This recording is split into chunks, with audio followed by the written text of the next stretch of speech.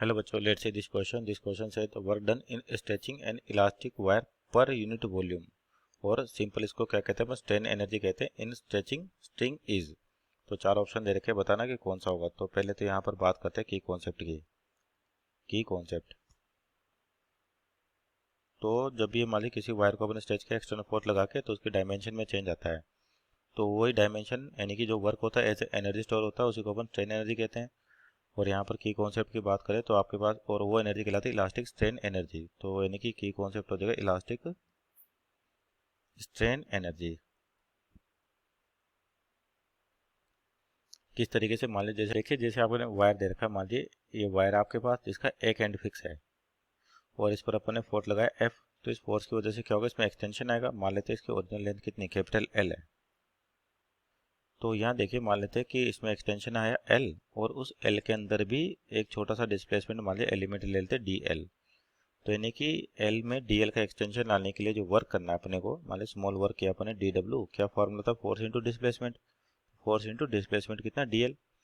अब यहाँ देखिए कि आपके पास जो रिलेशन है फोर्स का चेंज इन लेंथ का किस तरह से लिखा जाएगा. तो बेसिकली आपके पास जो एक्सटेंशन आता है पूरे वायर के अंदर वो क्या लिखा जाता है, ये होता है एफ एल अपॉन ए वाई.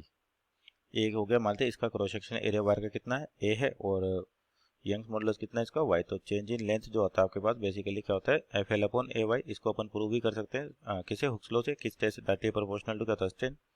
तो यहाँ से मान लीजिए फोर्स निकाले अपन कि एल लेंथ के एक्सटेंशन के लिए आपके पास जो फोर्स की रिक्वायरमेंट होगी वो होगी A Y L upon original L, जो इसकी ओरिजिनल लेंथ थी. तो यहाँ से एफ की वैल्यू ये होगी, तो जो वर्क डन हो जाएगा अपने पास यानी कि डी डब्ल्यू. तो एफ की वैल्यू कितनी, A Y by L into L D L. तो टोटल एक्सटेंशन निकाले इसका अपन, तो इंटीग्रेट करें इसको, तो डब्ल्यू की वैल्यू यानी कि टोटल जो वर्क हो जाएगा इंटीग्रेशन ऑफ डी डब्ल्यू. इसका मतलब ए वाई बाई एल, ये तो कांस्टेंट है तो इंटीग्रेशन के बाहर आ जाएंगे, अंदर बचा एल डी एल.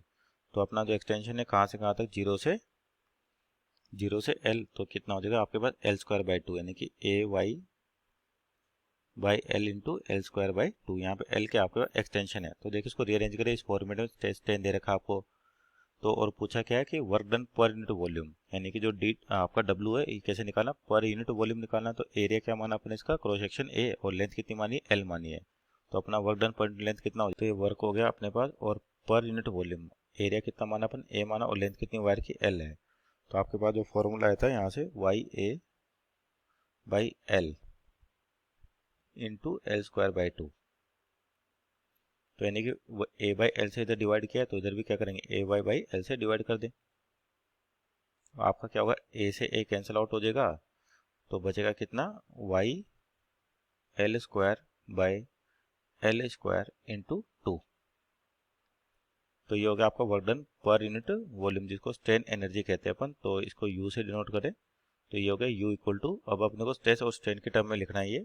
तो देखिए इसको कैसे लिख सकते हो, वन बाई टू तो आ गया आपका बाहर, और वाई बाई, ये आपको वाई देगा एल बाई एल, ये तो ये क्या हो जाएगा आपके पास, change in length upon original length mean strain दे रखा है, और वाई क्या है, यंग्स मॉडुलस. तो इसको Y into change in length कितना, एल अपॉन ओरिजिनल लेंथ कितनी, एल, इसका होल स्क्वायर. तो ये तो हो गया स्ट्रेन. और अपन जानते हैं जो स्ट्रेस होता है आपके पास is directly proportional to strain, तो यानी कि वाई टाइम्स स्ट्रेन, किसके अंदर, इलास्टिक लिमिट के लिए. तो यहाँ से वाई की वैल्यू आ जाएगी स्ट्रेस अपॉन स्ट्रेन, तो यानी कि वन बाई टू आपका कितना हो जाएगा, स्ट्रेस अपॉन स्ट्रेन.